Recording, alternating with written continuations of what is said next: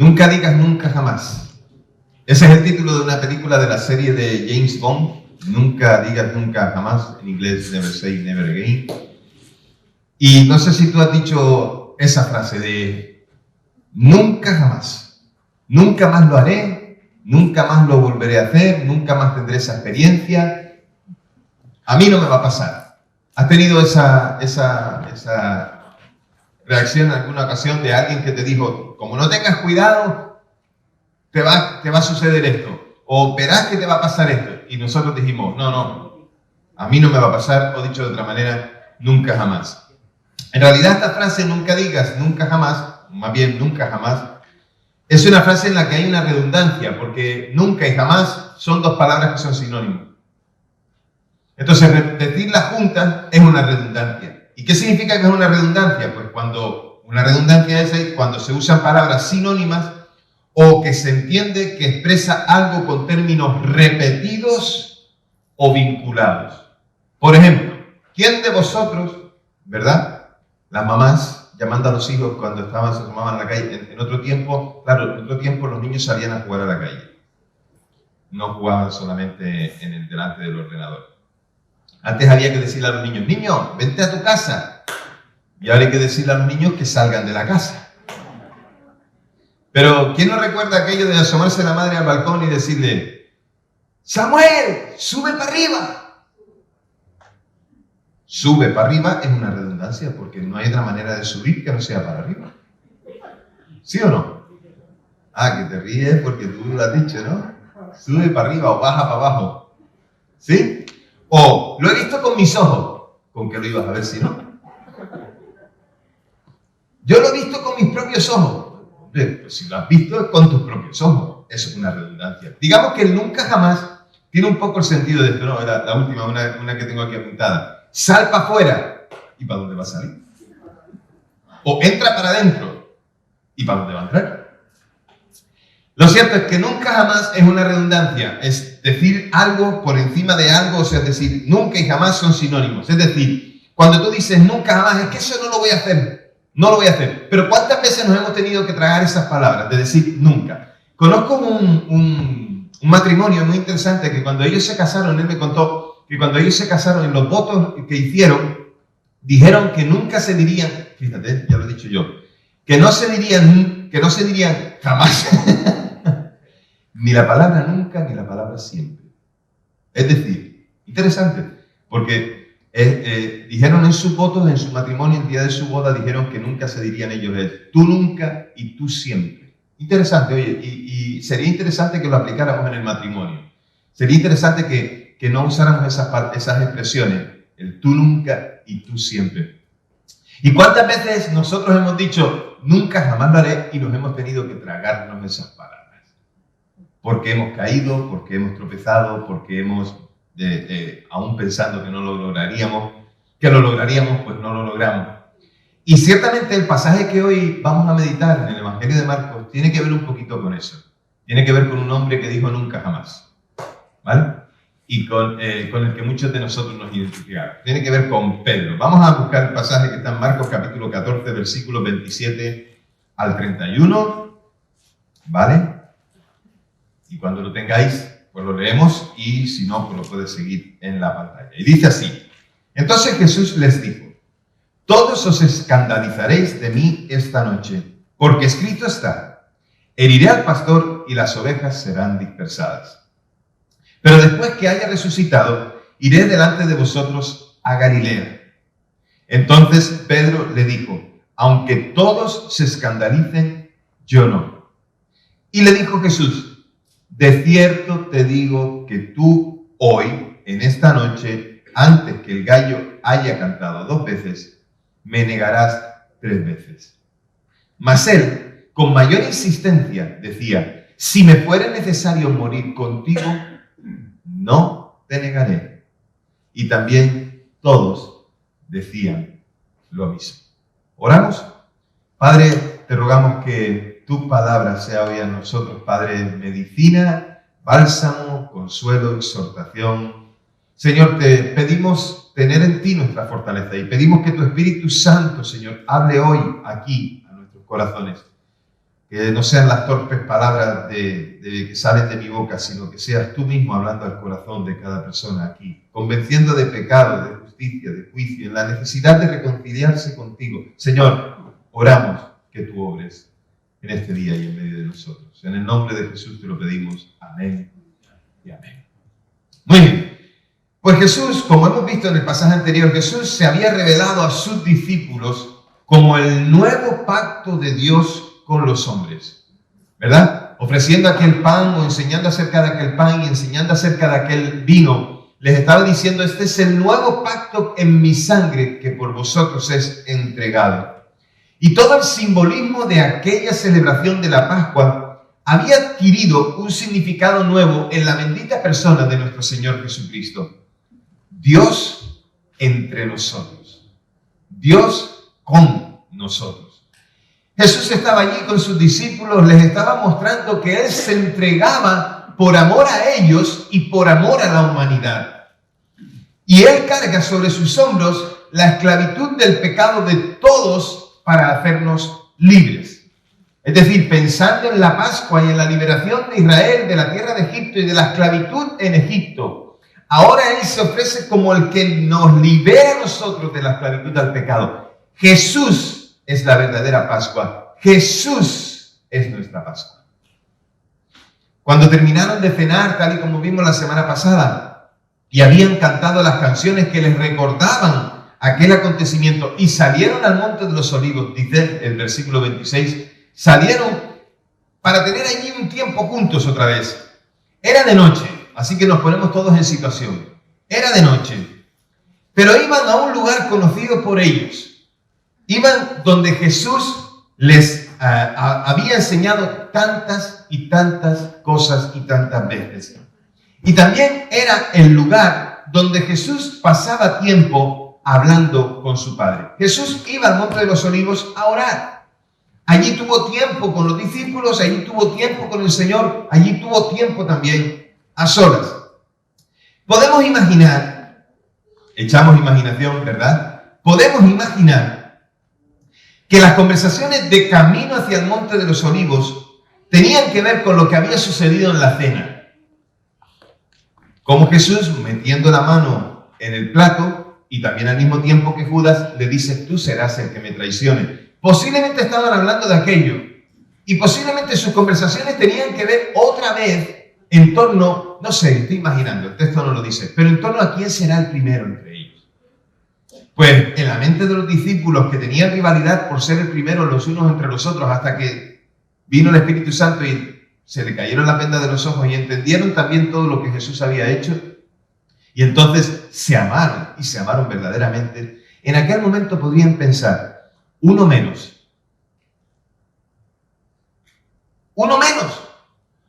en esta rivalidad de querer ser el primero, por lo tanto, si Judas ya se había marchado y iba a ser un traidor, pues entonces uno menos.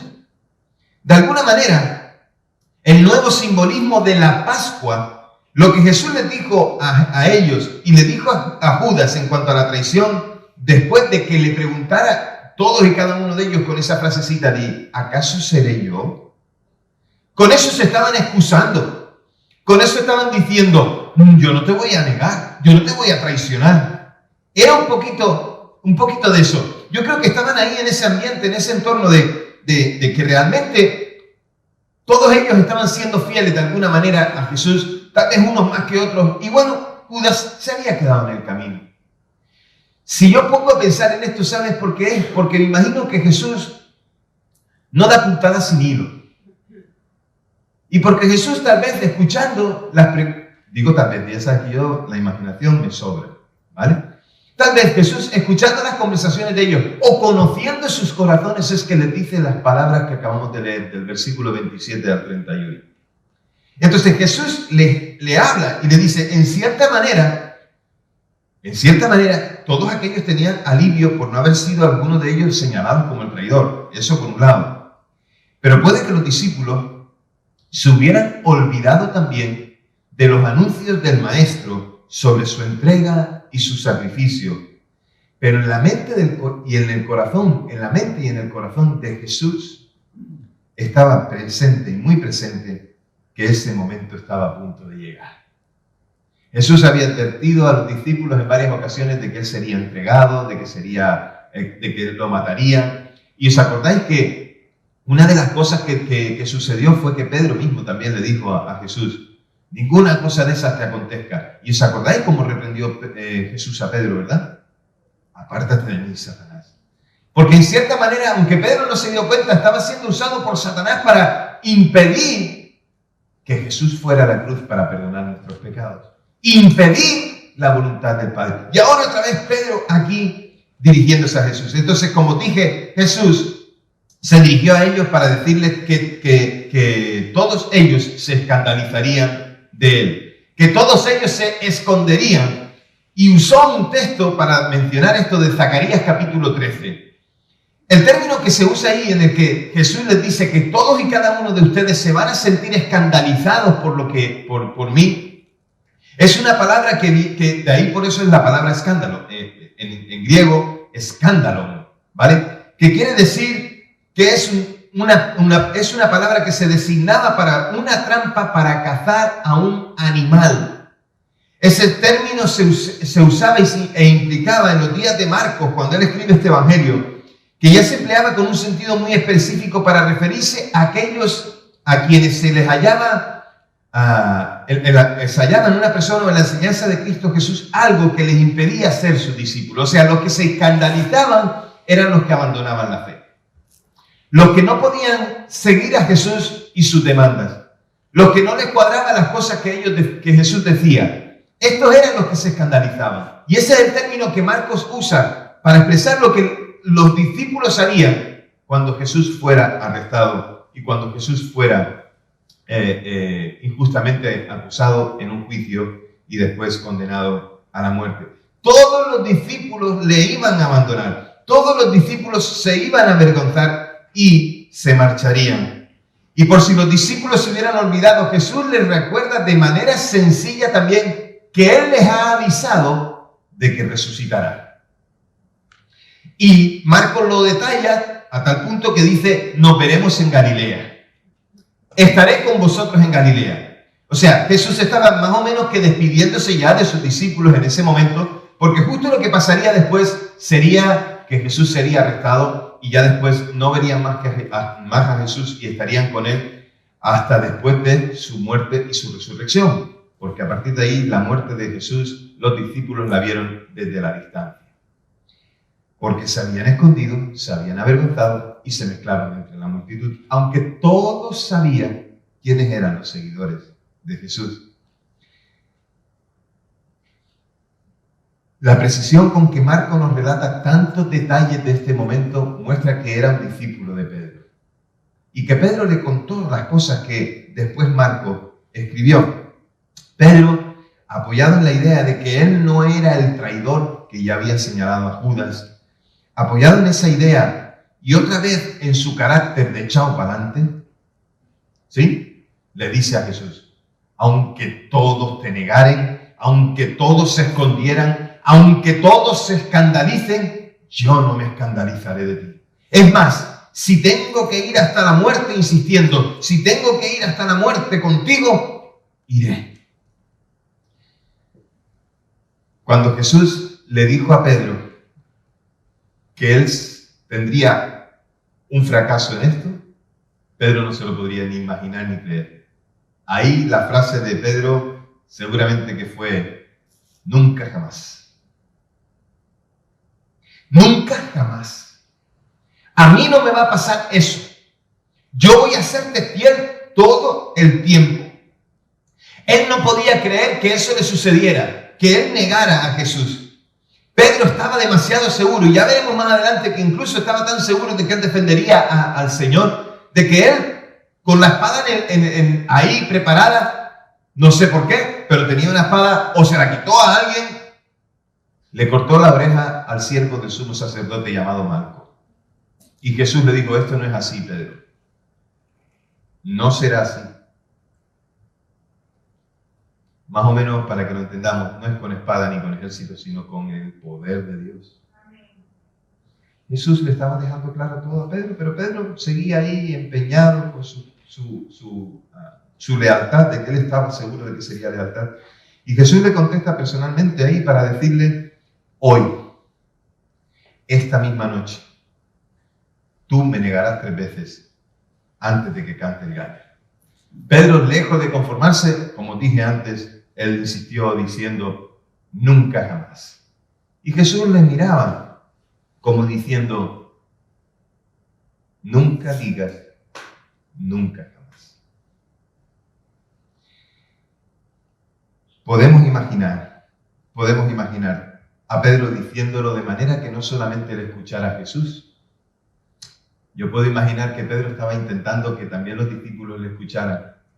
Porque de otra manera no se entiende que todos los discípulos también dijeran, nosotros también estamos con Pedro, nosotros tampoco te negaremos. Esa rivalidad, esa lucha latente de quién será el primero, de quién será el mejor, de quién será el más amado, de quién será el que esté ahí con él todo el tiempo, de quién presenciará los hechos más importantes en el ministerio y en la vida de Jesús. Jesús los miraba a todos y ya no solo a Pedro.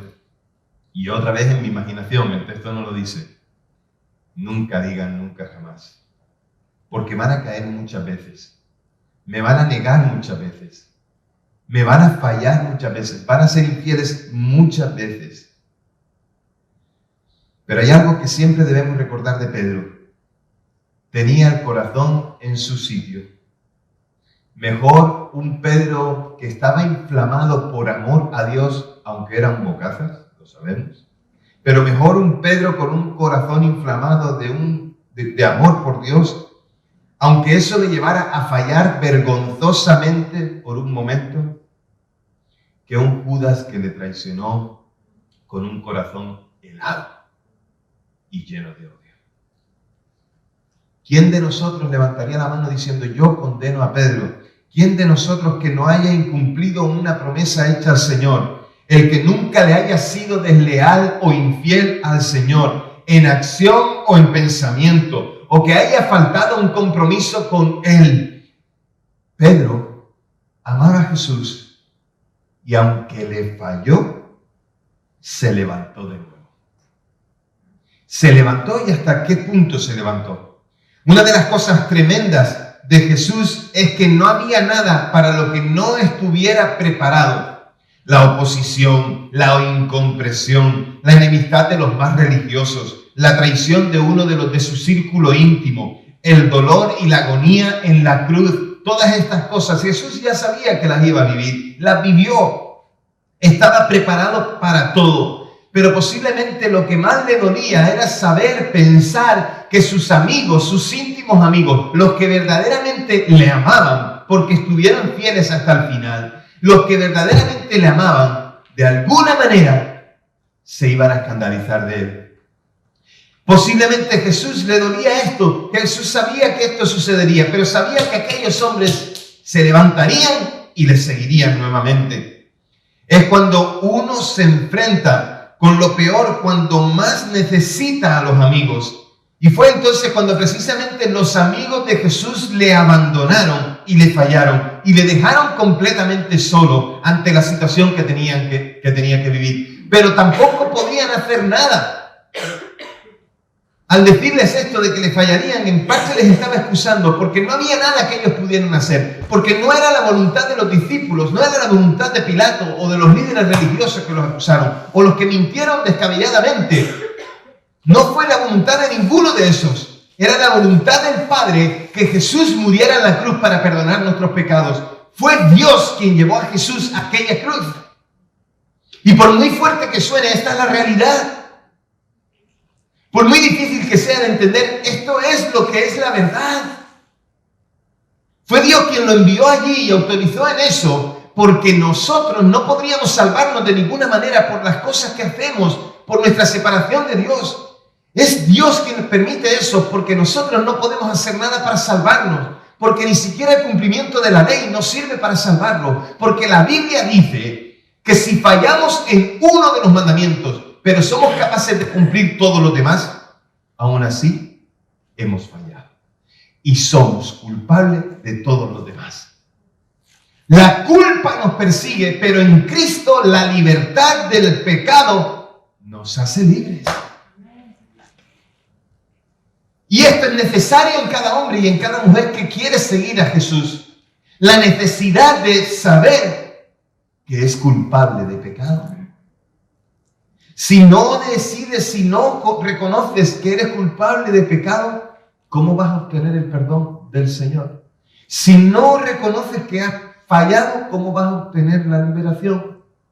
Solo puede obtener el perdón aquel que reconoce que falló.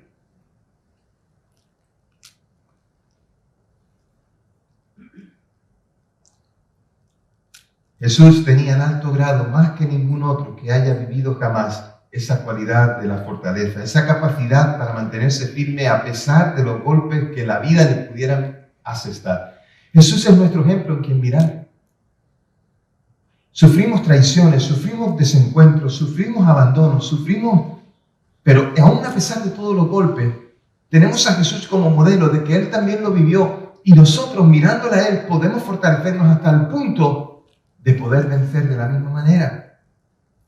Y esa serenidad que Él tenía, cuando no había nada más que quebranto detrás y tortura delante, le hizo ir a aquella cruz. Estaba convencido de que podía ir a aquella cruz. Nosotros, los que amamos a Dios, olvidamos a menudo las trampas que nos puede poner la vida y que las mejores personas pueden pisar un lugar resbaladizo y caer. He visto a cristianos muy fuertes en su fe caer. ¿Saben quién es el primero de ellos? Yo mismo cuando me miro al espejo. No me considero fuerte. No me considero fuerte. Pero me he visto caer. Me he pegado unos talegazos. ¿Se han caído ustedes alguna vez? Hay quien lo reconoce y hay quien no. En Canarias hay un humorista canario que cuando cuenta que alguien se cae, ¿verdad? Se tropieza, se da en la cabeza, se da en la mano, ¿verdad? Pero como está en la calle y todo el mundo está viendo, después de caerse se levanta. Y se da la vuelta a la esquina. Y cuando da la vuelta a la esquina, nosotros hacemos lo mismo. ¿Sí o no? Pepita, ¿por qué te ríes? ¿A ti te ha pasado eso?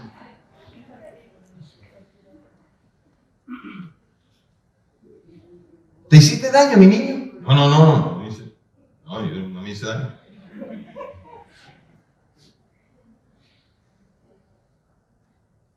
Nos olvidamos a menudo de la debilidad humana y de las fuerzas de las tentaciones del diablo. Nos olvidamos a menudo que nosotros tenemos debilidad. Amamos a Dios, pero nos olvidamos que somos débiles. Déjame decirte algo que tienes que saber, por favor, Alex, la primera imagen. Dios está interesado en la actitud del corazón que le ama y la manera en que reacciona cuando ha caído. Eso es lo que Dios quiere. Dios está preocupado en cómo es tu actitud cuando caes, porque Él ya sabe que le amas. ¿Cuál es la actitud? Porque Dios espera que no nos quedemos ahí caídos. Dios no nos espera que nos quedemos ahí tumbados o que digamos, qué malo que soy, qué pena de mí, sino que lo que Él espera es que le miremos y que nos levantemos agarrándonos de su mano. Eso es lo que Dios espera de nosotros.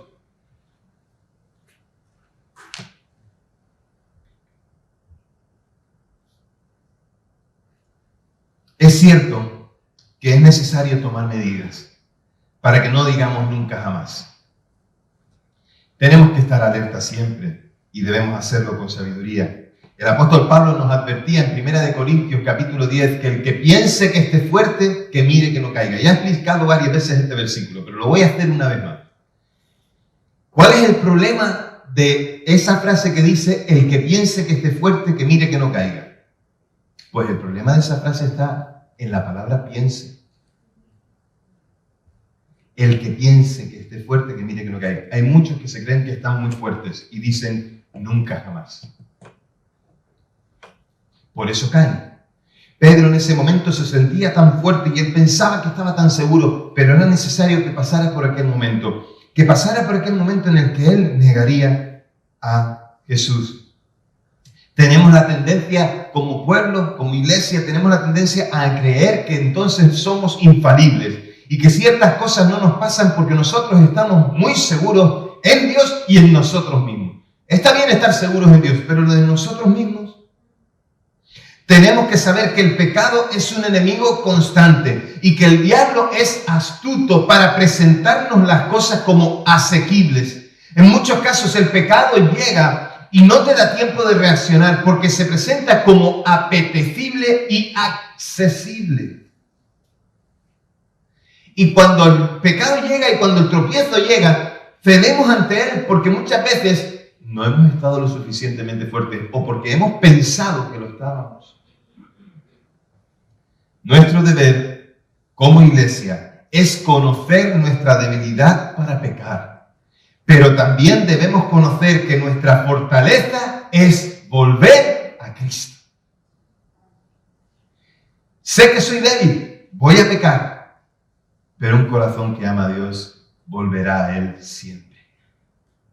Alguien que ama a Dios a pesar de sus dificultades, a pesar de sus caídas, volverá al Señor siempre. Siempre menciono al rey David, porque el rey David me encanta saber lo que dice la Biblia acerca del rey David.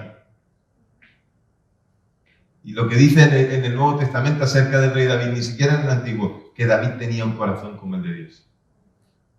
Caramba, pero si es que David tenía pecado por todos los lados. Mentiroso, adúltero, asesino, conspirador. Y tenía un corazón como el de Dios. Viendo a David y viendo su arrepentimiento en aquel mensaje que predicó Jesús aquí del Salmo 51, viendo su arrepentimiento y viendo su confesión, me da por pensar que David se presentaba delante de Dios y le decía: Señor, soy una calamidad. Señor, no merezco que me mires, pero Señor, tú sabes que te amo. Y pensando en el rey David, puedo pensar también en Pedro así. Hemos fallado, pero podemos volver a Él. Le hemos fallado, le hemos negado, le hemos desobedecido, le hemos sido infieles, nos hemos escandalizado cuando alguien hablaba algo en contra del Señor y no dijimos nada. Pero Jesús nos sigue esperando, nos sigue capacitando y nos sigue encomendando la tarea que tenemos que realizar, porque Él conoce nuestro corazón y Él sabe que le amamos y Él nos ama más todavía. Y te digo que Él nos sigue esperando, nos sigue capacitando y nos sigue encomendando, porque Pedro le negó 3 veces antes de que cantara el gallo. Pero Pedro después valientemente predicaba delante de las multitudes y se convertían los que escuchaban.